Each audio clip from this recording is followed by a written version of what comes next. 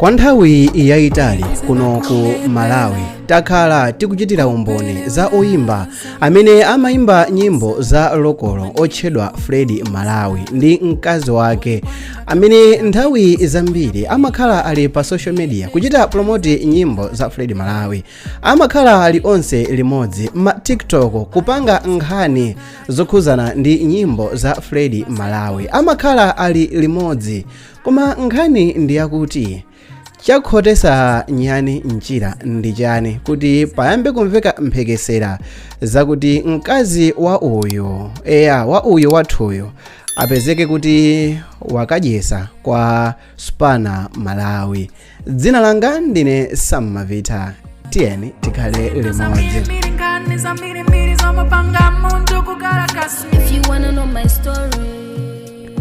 Ku Malawi kuli oyimba ambiri amene ndi mkazi wawo anayambirana kalekale, onse nkutengana asanatchuke kwambiri nkumapanga zinthu zawo mpakana nkumakulira limodzi. Ku Malawi tachitirapo umboni za oyimba otchedwa Hyphen amene anakwatirana ndi bwenzi lake limene anatengana onse ali ma teenager.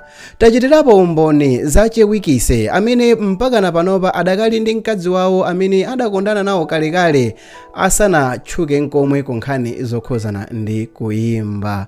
Ku Malawi tachitirapo umboni kuona anthu amene ali mabanja okhazikika lero, anthu ngati achina Lulu akuyendera limodzi ndi mkazi wawo ndi banja lawo, anthu ngati achina Skefa akumaonesa thandi mu nyimbo zawo, aliyense ndikumamva kukoma.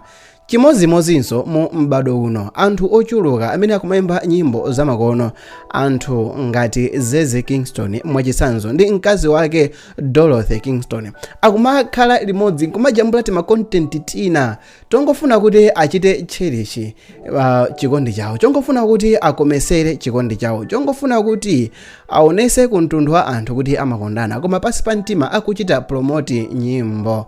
Sitingakambe za Teddy ndi Nana nonse mukudziwa.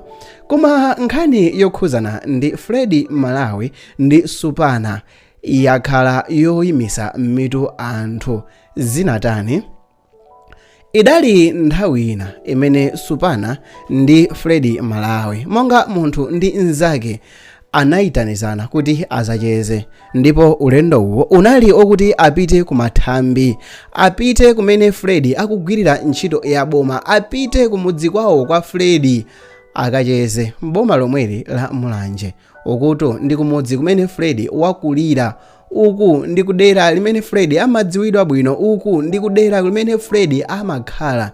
Anthu ochuluka pomona yeyo sikuti amangona nyamata chabe, amakhala akuona munthu amene akukwanirisa maloto, amakhala akuona munthu amene akukwanirisa chokhumba, amakhala akuona munthu amene wanyamula mbendera ya Mulanje, wanyamula iyeyu mtundu onse, wanyamula chigawo chonse chakumwera, wanyamula Malawi yonse ndi kuyimirira. Amakhala akuona model.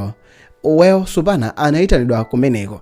Cholinga chimene anayitanidwa Supana ku nyumba ya Fred Malawi sikuti kunali kuti akadye zakudya kaya nsima mpunga ayi, sikutinso kunali kokuti apite akasirire kaya kudya ndi maso ndi zinthu zina ayi. Chifukwa chimene amayitaniridwa kumeneko chinali basi chokacheza monga munthu ndi nzake. Koma Fred atalandira mulendo amene amaphwasamula zakudya mulapisayo, kunapezekano kuti maso a Supana Malawi sikuti ankangoyang'ana ti kapena nkumayang'ana kukongola kwa nsika wa mathambi ayi. Maso ake anayima pa uyu mulamu wathuyo, maso ake anayima pa mkazi wa Fred. Patadusa mawiki ochepa chichokereni ku nyumba uyu Supana Malawi, ku nyumba kwa Fred Malawi, kunapezekano kuti mulamu wathuyo ananyamuka ndi kupita ku mudzi kwawo, kupita ku nyumba yawo amene amakhala kwa makolo ake kumeneko mu boma la Blantyre, kumene anakakhalako masiku angapo ndithu. Atakhala masiku angapo ku nyumba kwawo kumeneko, pobwerera uyo wathuyo agwire foni ya mulamu wathuyo, anapezekano kuti muli zithunzi zimene ajambulisa mkaziyo ndi Supana Malawi. zinali zinthu zakuti wathuyo anazifunsa funso lakuti mwajambulisira kuti zithunzi. Pa nthawi imene Fred Malawi anatenga foni ndi kumuyimbira Supana, anamufunsa bwinobwino zakhala motani afotokoze kumbali yake. Zinapezekano kuti anakambirana zinthu zimene iyeyo anakana kuti basi anangokumana ndi kujambulisira zithunzi, koma sizinali mmene zinalili. Patangodusa kanthawi kochepa ndi pamene pamamveka nkhani yonse ya mtunthu kuti Supana Malawi sikuti anangokhala ndi luso lakudya zakudya kudzera pakamwa pokha ayi, alinso ndi luso lina lakudya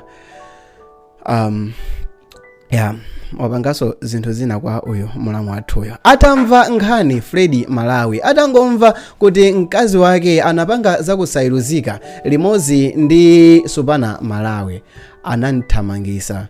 Zosatira zake uyo mulamu wathuyo anafuta zithunzi ndi mavideos amene wakhala akujambulisa ndi Fred Malawi, kaya kufuta kaya kuzika private, tizachita confirm kusogolo. Zikuoneka kuti ali ndi mtima osweka, zikuoneka kuti ali ndi mtima osweka uyu wathuyo, pamene Supana Malawi anachita generate nyimbo ya AI, kaya anaipeza kuti kanachita generate ndi iyeyo imene imayimba nkomayankhula kuti eya andilandira akazi ndogawanawa, tizingodya basi mete ngajere. Koma kodi nkhani ichi chikhale chilungamo? Atilanda kazu jatenga solangilana izi. Kodi anthu aziopa kuyitanira munthu ku nyumba yake chifukwa chokuti akadyerera maso kwa akazi wake? Kodi ndi chifukwa chani nthawi zambiri ma celebrity aku Malawi khalidwe kapena kuti discipline chimakhala chinthu chovuta kwambiri? Takhalapo ndi ma celebrity amene zawo zinawadera, nkhani ya discipline itawapeta. Tonsefe ndife mboni. Amalawi sachedwa kumusika munthu akaona kuti uyu awalemera pa ulendo. Amalawi sachedwa kumutuluka munthu akakhala kuti uyu zikuoneka ngati zikhonza kutithera mu madrama kusogolo kwakeko. It could just be taken. Yeah. In just a blink of an eye. I've seen people like in the industry, in the Malawi music industry, somebody who is just happening and then out of the blue blunders and everything. So Malawians, when they cancel you, they cancel you. Right. I don't know, I think Zambians are fair. In the sense of like somebody can do a scandal and everything and then in 2-3 months we forgive them. You forgive them. In Malawi you don't. And this guy, he's been struggling since 2021 until now.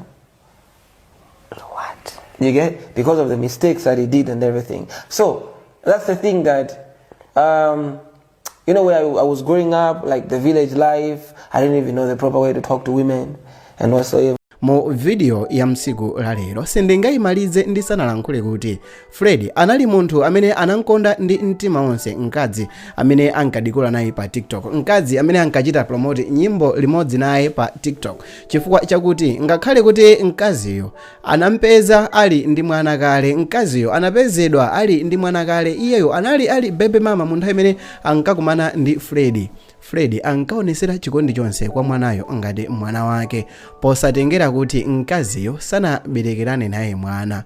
Sikoyamba izi kuchitika, tinazionaponso m'mbuyomo. Mkazi wake yemweyinso anazapezeka nokuti akuthananso ndi Ken B Wazakena. Chibwezinso ndi Fred Malawi chinazasokonekera. At the end tinaona Wazakena akutukwana Fred Malawi kumayankhula kuti mkazi wa Fred Malawi yekha ndi amene amapita kwawo kwa Wazakena ndi kukadyesa.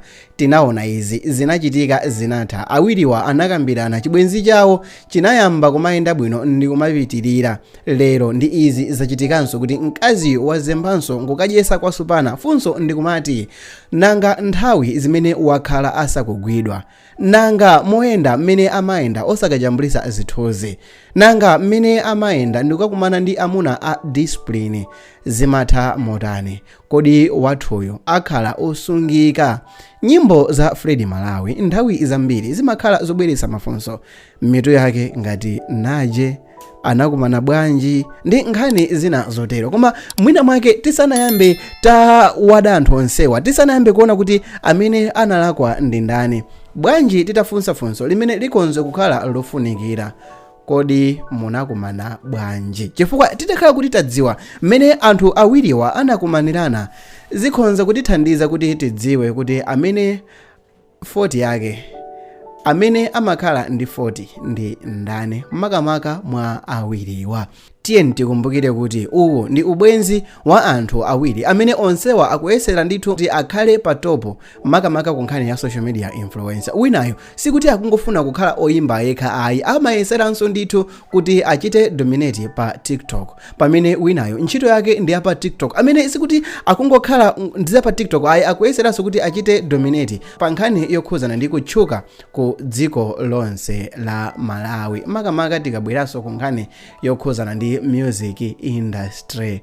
Mu siku la lero amayi ndi abambo ndikhonza kukusimikizirani kuti ichi chinali chibwenzi chimene mkaziyo ali ndi mwana amene ndi wabambo wina amene amakhala nawo Fred Malawi ndi mtima wonse, mosamunyoza, mosamuderera, komanso momuonesera chikondi chonse cha bambo.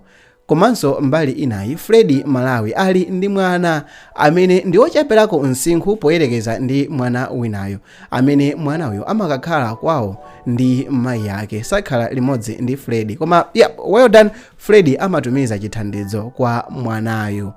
Well, koma mu uwiri mwawo anthuwa alibe mwana, ngakhale akhala pa banja, ngakhale akhala pa ubwenzi okhalira limodzi kwa nthawi yayitali ndithu.